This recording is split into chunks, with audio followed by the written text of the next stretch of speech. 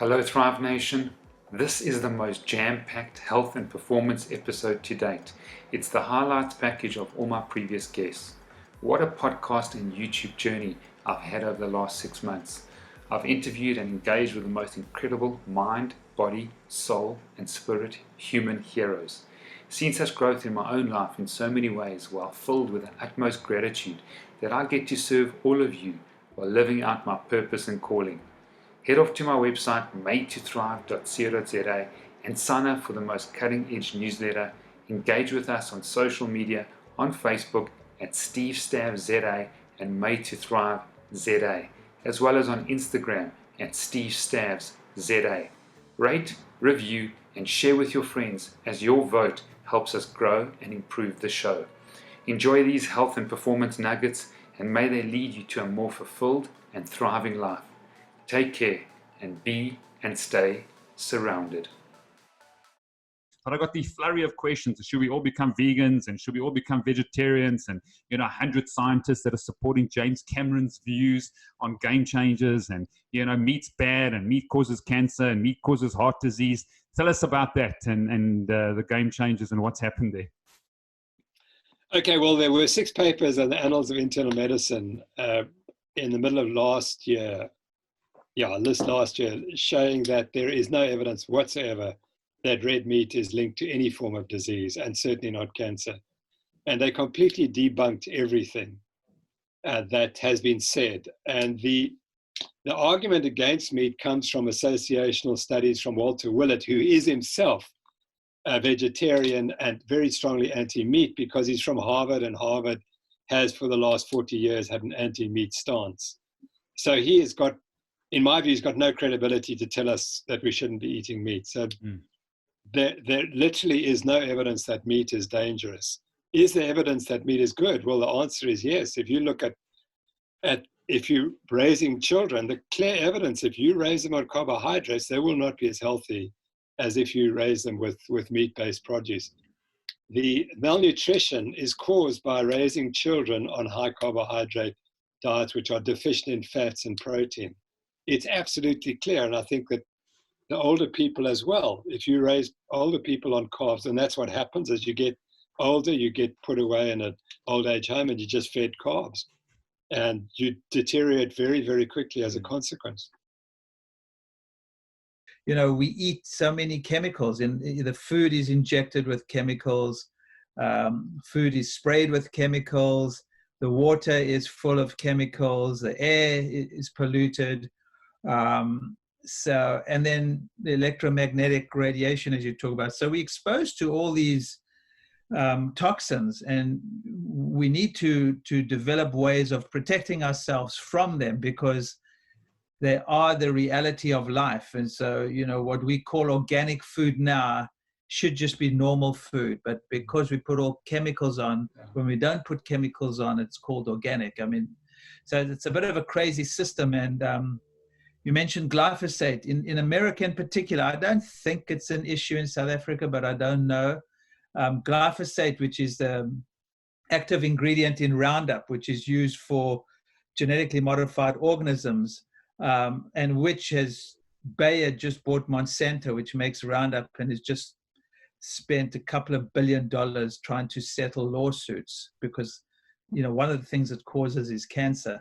But anyway, glyphosate, which is this herbicide, is not only used in America for genetically modified organisms, it's sprayed on crops here to dry them quicker. So most people in America are eating this herbicide glyphosate on the food, which gets baked into the food, not even knowing it because it's more efficient for farmers to sell their produce. And glyphosate not only is a carcinogen, but it's an antibiotic. It's a registered antibiotic. So you eating a food you're eating foods that are sprayed with a carcinogen and an antibiotic. The interesting thing is a lot of people don't realize how oxygen really works with a mitochondria. And it's amazing to me, some of the people, in fact, that you mentioned that you already had on your show, some of those people don't know what I just told you. But yet, they're very smart people, and they know a lot of different things. But because they don't know all the details, they have the false belief that food and exercise can change everything. And it turns out that's not true, because the way the whole system works, the whole programming of the system is based on the fourth book on the shelf behind your left shoulder. And that's called Health and Light by John Ott. Why? Because if you don't understand light and how light controls the levers in your body, you will never, ever, ever understand what's in the biochemistry book that all first-year medical students have to learn. And it turns out that's exactly what happened to me. I never learned. I never learned that cytochrome 1 was a fluorophore protein that absorbed 340 nanometer light.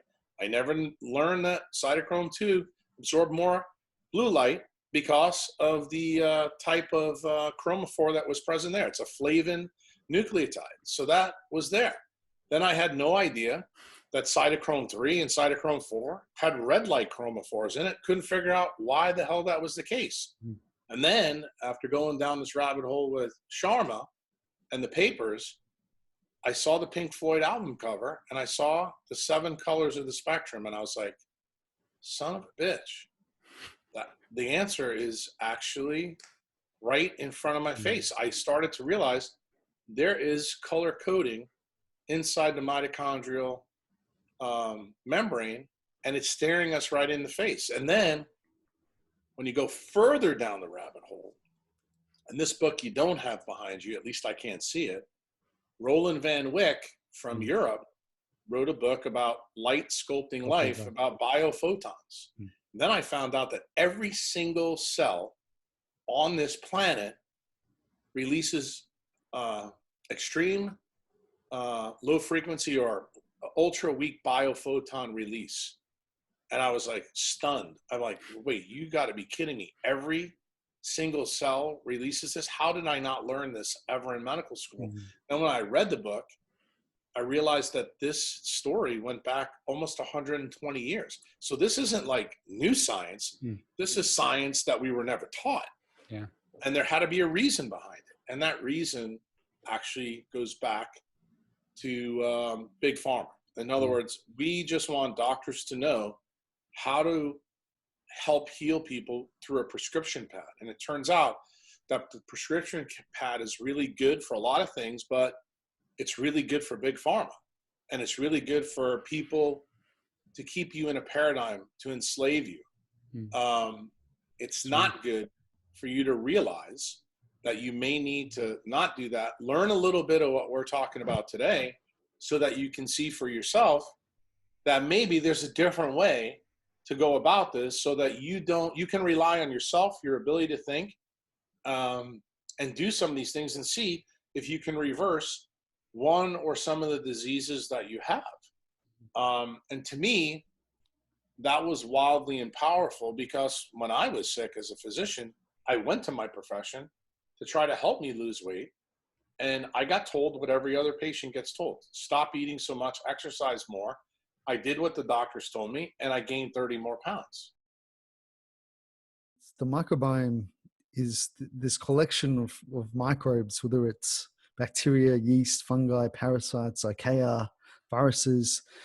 It's a 2 kilogram organ that's actually mainly in the gut, but there's different axes throughout the body, whether it's the gut-brain axis, or the gut lung, or and then there's also these other areas where there's microbes, whether it's the mouth or the nose or your private parts, skin. They all have their own individual microbiomes. But science is very, very, very specific now in that connection between the gut and the brain, and the microbes having the ability to produce neurotransmitters which can communicate directly through the vagus nerve to the brain. So how you feel is a huge part of it, is what's going on in the gut. So there's a very definite connection, and science is developing very rapidly in that space. I built this incandescent sauna using a very simple design, very ugly bricolage setup. It had plastic plumbing pipe, and it was a really hideous thing. But I did one session before bed and I slept better. And then I did another session before bed. So 2 night sessions before bed and my insomnia was gone. For me, it was cured. And I was like, oh, how could that happen so quickly? And I still had some of the other symptoms, but that intrigued me and motivated me to use the sauna with discipline for 45 minutes, 4 or 5 days a week for 6 months.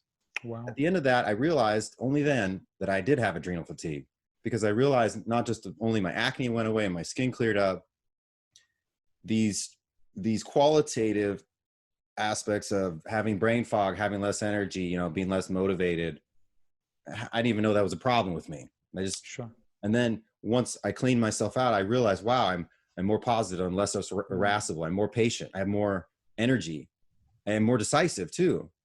And so these are like invaluable benefits that came to me over the, you know, doing this simple, performing this simple therapy of just sitting on my butt in the sauna, doing nothing, sitting in front of these special lights. I didn't know anything about the light therapy back then at all.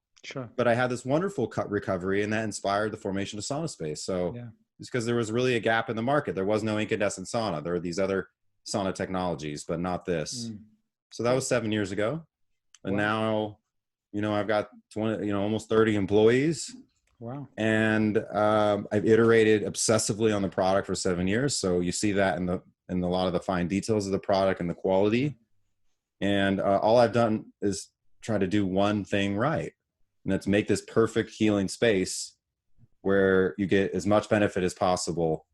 And it absolutely works. So that's kind of the story. Is I couldn't believe other people didn't have access to this, but there were serious design issues that make it more, the technology is more accessible and more tolerable for people in general. And we'll talk about that, but there were serious design issues.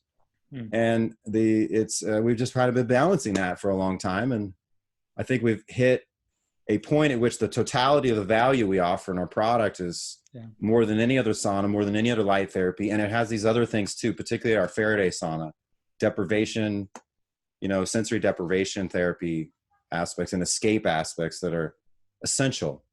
And it's really, like you said, I wish everybody had this in their home. We'd all be doing better. That's actually my mission.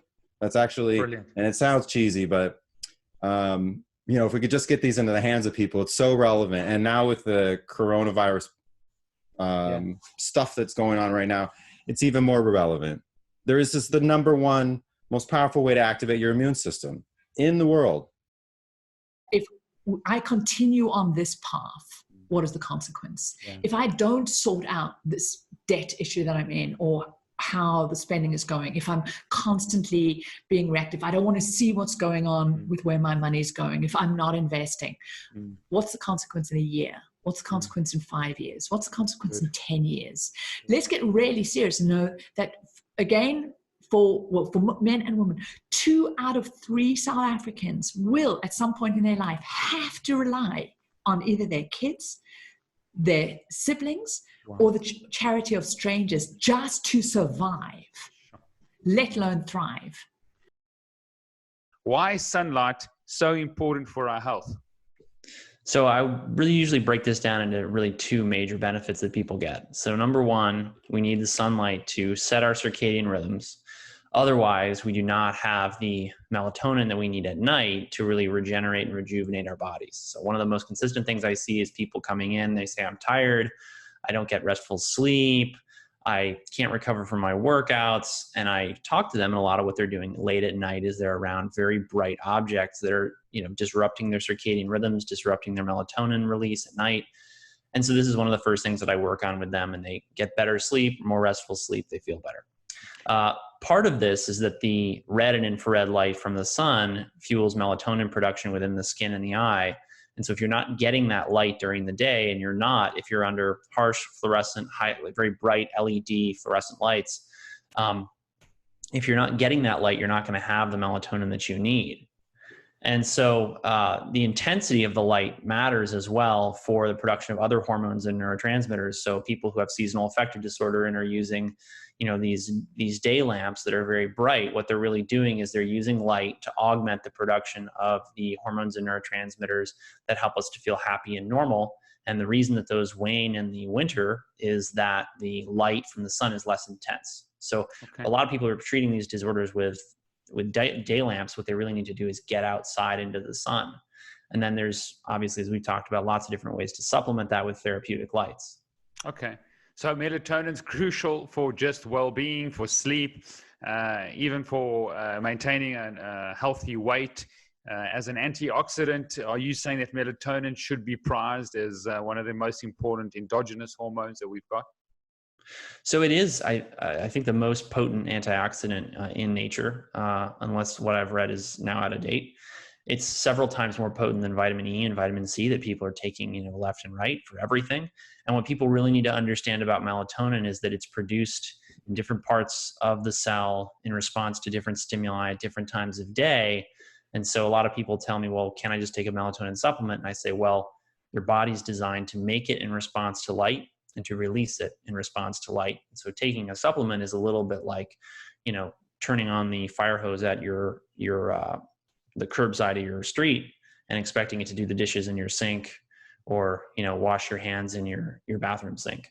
You've got to allow nature to really work the way it's supposed to work in order to get the best outcome. So I stress with my patients that what they really need to do is they need to copy nature. They need to mimic nature. That's the most important thing for them to, and the most easily grasped, framework for them to create a healthy light environment. I want to talk about breathing and how important it is. We can go without food for weeks, without water for days, but just minutes without breathing correctly and having the correct oxygen levels. So I do want to give the Facebook Live streamers and Facebook, just to start straight away, why is breathing so important, and one breathing technique we can start right now to introduce people into this topic of breathing and how important it is.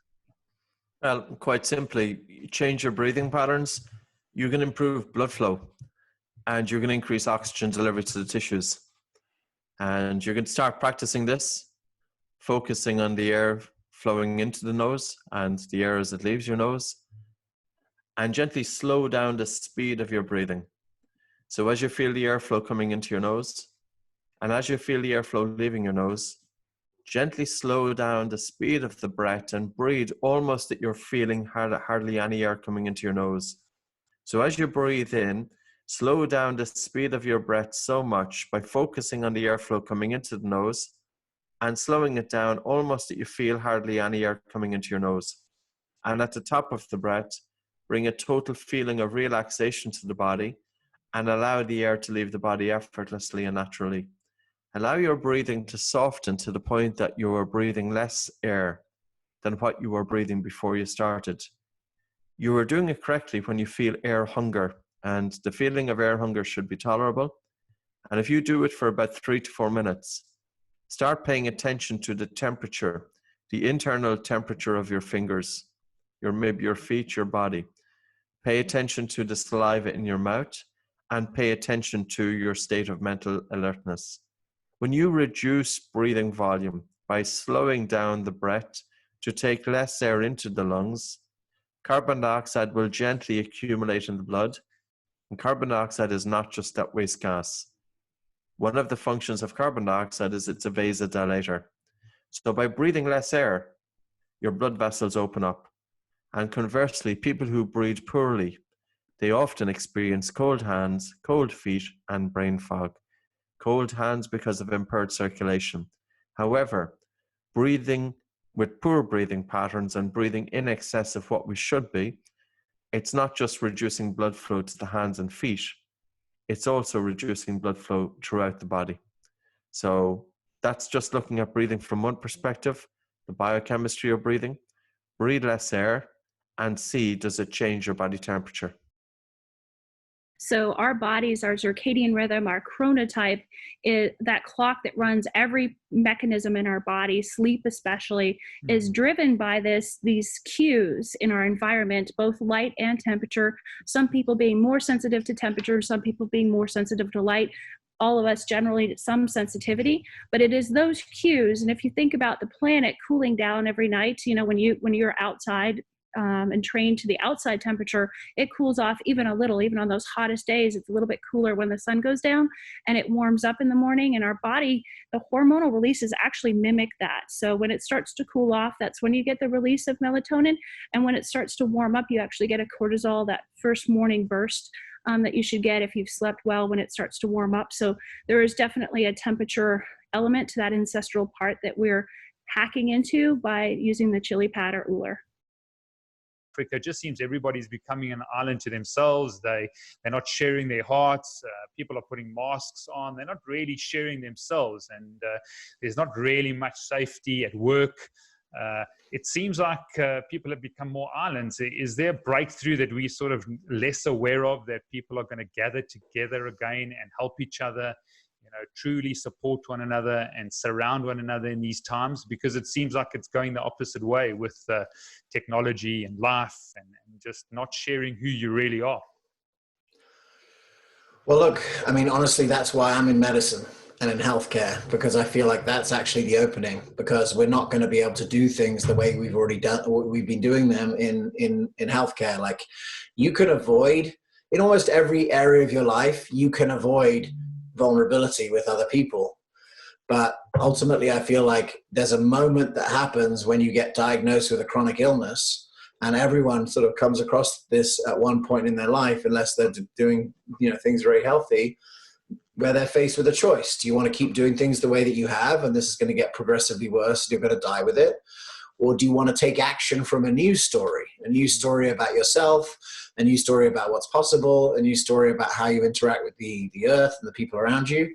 Okay. And that's where I think there's a lot of power. And so ultimately, and also there's a lot of urgency, because then people now suddenly are, really engaged.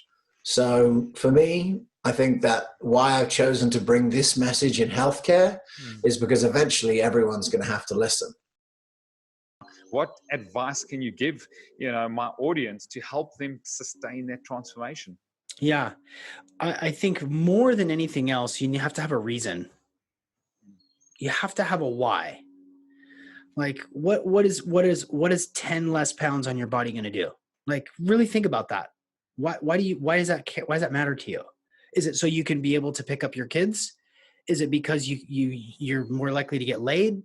Is it because you want to live longer? Like, what's the reason for that 10 pounds? So starting with a why is critical, and it can apply to all the different aspects of your life, to your money, to your relationships, to your spiritual development, to your life purpose.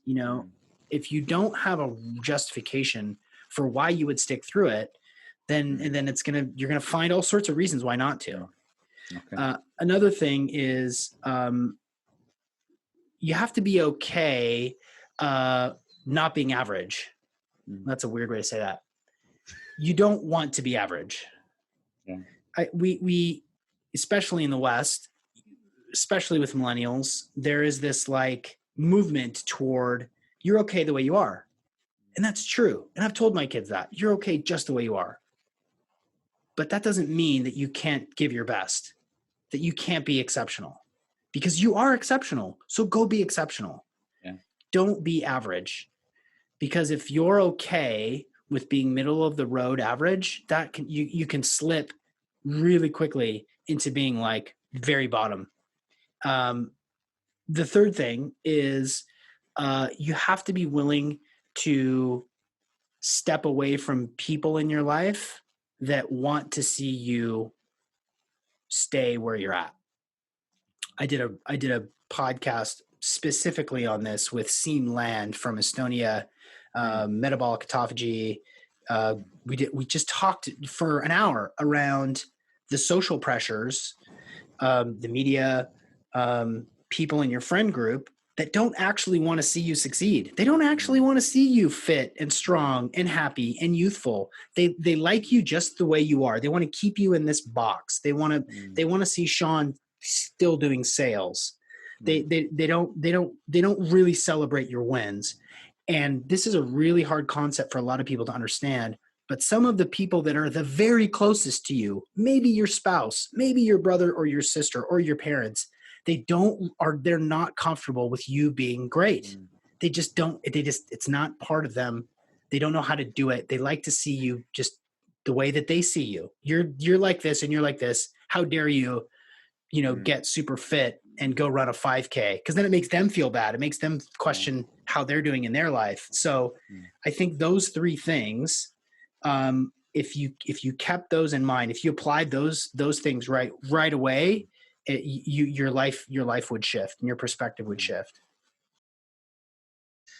So tell me a little bit about circadian rhythm and just eating and making sure that we get up and open the curtains and watch the light and when to eat, Dr. Stella. So the circadian rhythm is our body's natural rhythm, which is approximately 24 hours, our natural clocks. What the circadian rhythm supports and what research supports is that the most time that we should be awake is about 16 hours, and then we should be sleeping about 8 hours. So we shouldn't really be doing anything too much on either side of that. And those have been supported by research studies, but also by the fact that we have this endogenous clock, which obviously knows something more than perhaps we know or knew before we knew. And what it does is there are many rhythms in your body that support this whole process. So in the morning, like you said, the sun goes up, our cortisol levels start to go up. We should go outside and get that sunlight into our eyes, which signals wake up time and function time, and let's go and start the day. And then sort of towards just before the sun goes down, of course, body temperature is also having its own rhythm in the meantime.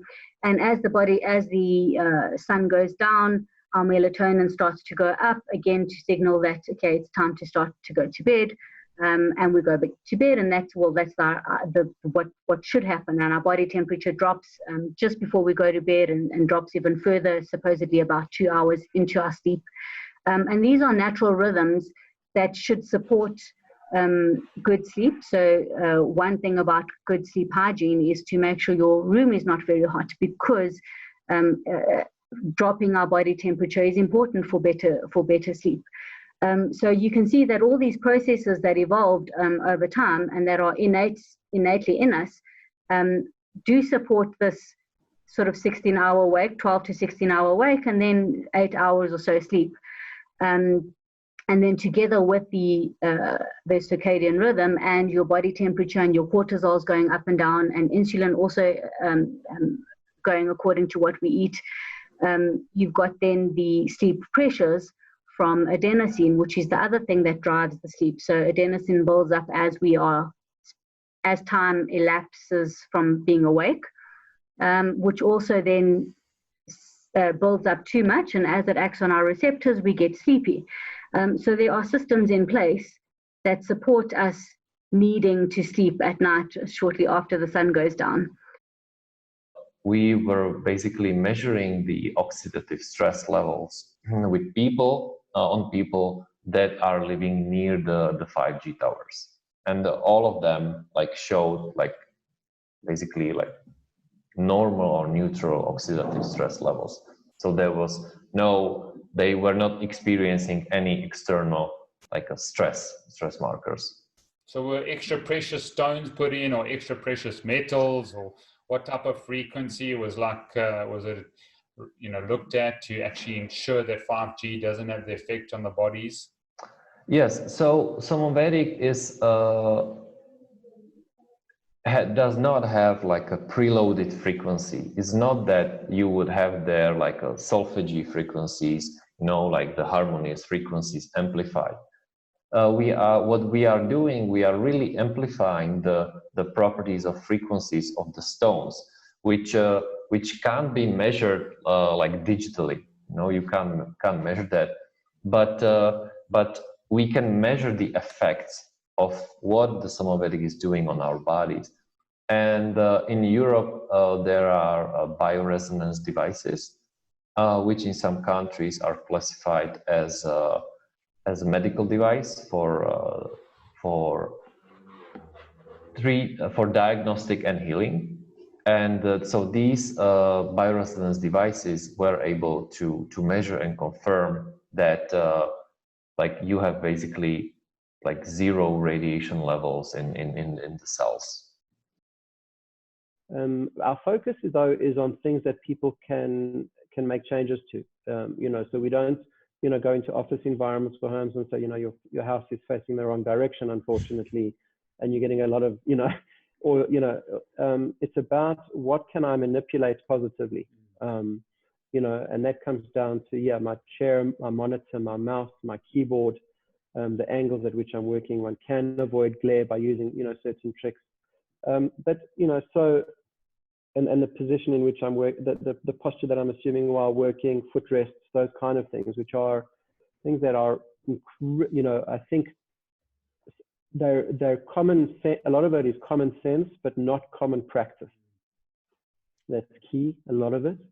And it's about making sure that it becomes common practice for you. And I think, for example, people often use if you picture a keyboard and then a monitor and people using paper, and let's say you've got some frame, things that you're writing on as well. So they keep their paper nearest them, and then the keyboard, and then the monitor.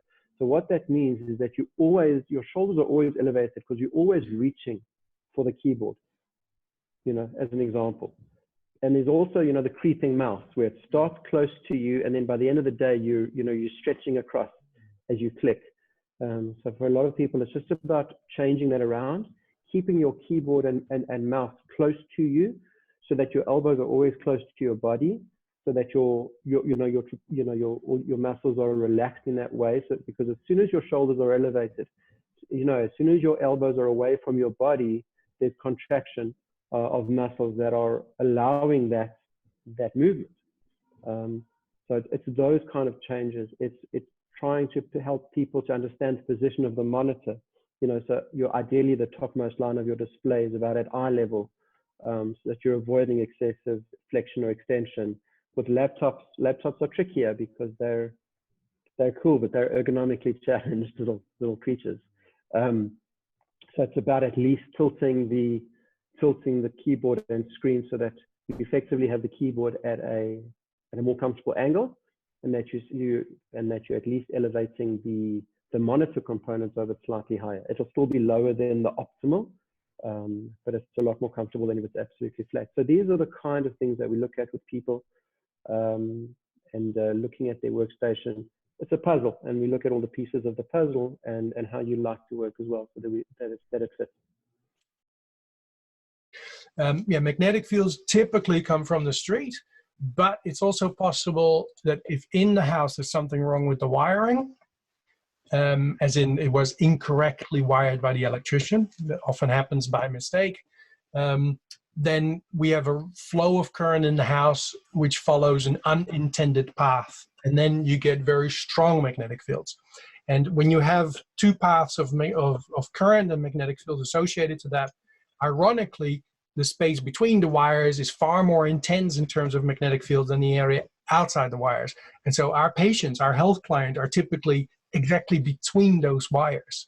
And so anyway, we would figure that out. With circuit is involved, we get electricians in to try and fix that, because in the house, you have a reasonable chance of fixing it. If the magnetic fields come from outside the house, then you got very little chance of fixing it, because magnetic fields basically go through everything. You can't really shield against magnetic field. I say really, because there are materials that can do it, but they're so insane expensive, and the application is so incredibly unpractical for a residential property that it's basically not an option at all. Okay. So in the house, we have a chance of fixing it. If it comes from outside, even we can't help you. So that then highlights, of course, the urgency that if anybody is looking for a house, and seriously, if you listen to this interview and you got one thing out of it, this is it, what's coming right now, that if you know of anybody looking to buy a house or rent a house, you're going to put their signature down on something, they need to measure magnetic fields before they put that signature down. But I want you to comment on the brand, from amateur to expert. Is everybody going to have to develop their own brand in this sort of very changing world that we're in now? Yeah, it's a very interesting question. I don't pretend that every human being on earth is naturally inclined to want to be an expert.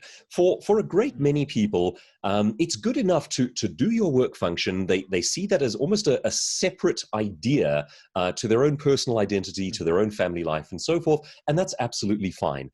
However, for the people who think in terms of their work being part of their identity, and that's a great many people, there is much to be said for positioning yourself as an expert.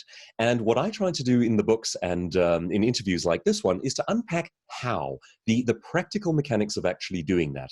And I think possibly the first mistake that people tend to make is they attempt to separate personality from expertise. What happens there is you end up with an academic specialist, someone who is very technically inclined, very good at what they do, yes, but they don't necessarily stand out in a job market, in media scenarios, and so forth. And it is incredibly powerful to add that personality back in. My whole sort of core teaching is that real experts, the icons, the top names all around the world, combine three ideas, and that is the knowledge, and we use that knowledge as a catch-all phrase for the ability, the competence, the insight, and so forth, with personality and publicity.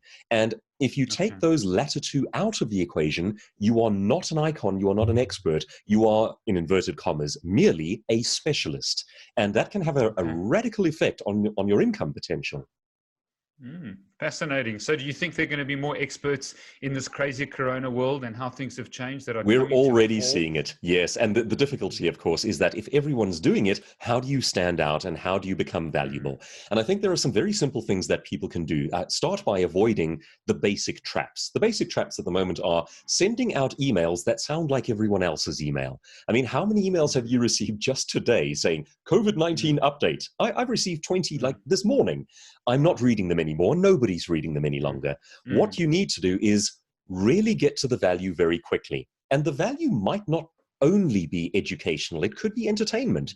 I think in terms of, there's a bodybuilder out of the United Kingdom, and during this lockdown, when people can't get to gym, he's been teaching you how to get a full workout from home. And I was astonished to see that one of his videos had something like 25 million views over the course of a couple of weeks. Now, that illustrates the idea that you certainly can do this, but there is a great deal of noise. You've got to be entertaining, you've got to be valuable, and you've got to get to the value quickly. You don't want to insult your audience's intelligence by setting the scene, by spending a long time kind of waffling and explaining the obvious to them. Okay, I got you. That's valuable insights for the audience. Thank you so much, Douglas. And I want to sort of segue into your book, Virus Proof, because I think it's going to be such a key with regards to South Africans and people around the world, because I know that you carry a community that's not only in South Africa. But tell us a little bit about Virus Proof, and was it really written in 1 week? Because that just seems incredible. It was the most astonishing story, that one, and I still can't quite get my head around the idea that this has really happened. Okay, so here's what happened. On a Wednesday morning, I received an email from the business editor at Penguin with this cautiously worded question saying, would you be in the market to write a book on how small businesses can survive the COVID-19 crisis? And there was a catch to it. She said, the catch is we have to have it done in a 10-day period.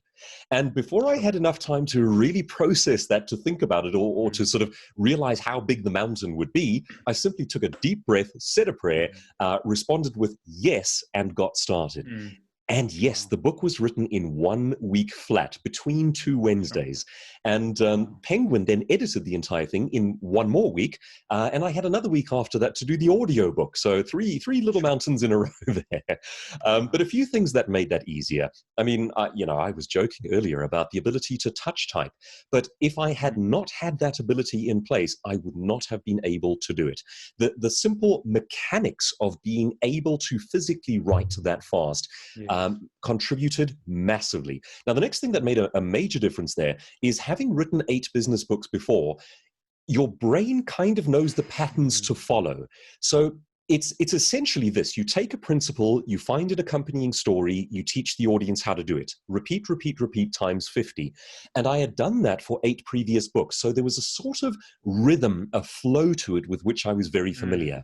And the final thing that made a heck of a big difference on this particular project was people from all around the world literally threw ideas at me. And the generosity was mind-blowing. I had contributions from Texas, Croatia, Romania, India, Israel, literally all over the world. And my task then became to take the story that folks were relating to me and to extricate the principle, then make it come alive for the reader. And I simply focused on one thing only for a 1-week period and got the book done. And it's out there. I mean, to my own surprise, Penguin then offered it to Penguin globally to their head, via their head office in London. And within a few hours of showing them the manuscript, they said, yes, bought it and distributed it worldwide. So it's such a strange story in the sense that some places around the world are able to publish it in paperback form. Some are not. In our own country, you can't buy the book in print. It's only available as an ebook or an audiobook, but different in different countries around the world. But that's the beauty about your business. You've got multiple areas, whether it's online, whether it's real stages or online stages. So well done to you, because you've built in multiple revenue streams and multiple revenue stages. Children should be at home. Children should be at home with their parents and with their family and with their siblings and with their friends. That's how it's been for millions of years. We don't ship our children off to schools to be educated and indoctrinated by somebody else and somebody else's values and somebody else's agenda. And there's some fantastic books that I encourage any parent to read. Free Range Kids, Free to Learn by Peter Gray is another book that I recently read. And during this whole pandemic, what we have really taken out of it is that our children, my 13-year-old, 8-year-old, they were in a small private school, a Waldorf educational school that I think has some value to it and was not like public education indoctrination. But nonetheless, that program has its own agenda. And what we have learned out of this is that we are done with the education indoctrination model. Our children are going to learn the things that we want them to learn, but they're also going to play, but through play is how they will learn and get educated.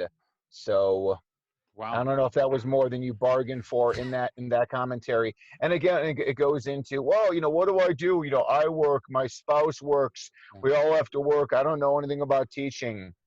You don't have to know anything about teaching. You don't have to teach your kids physics, and neuroanatomy.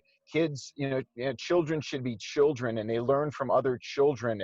They learn on the playground. They learn on the yard. They learn outdoors. That's the messages of what we want to teach the children going forward as we indoctrinate them, as far as we're just trying to create little mini physicists and biologists, and mathematicians, and trying to, again, force feed education in the children. We're destroying the spirit of childhood. And again, it leads to so much sickness later on.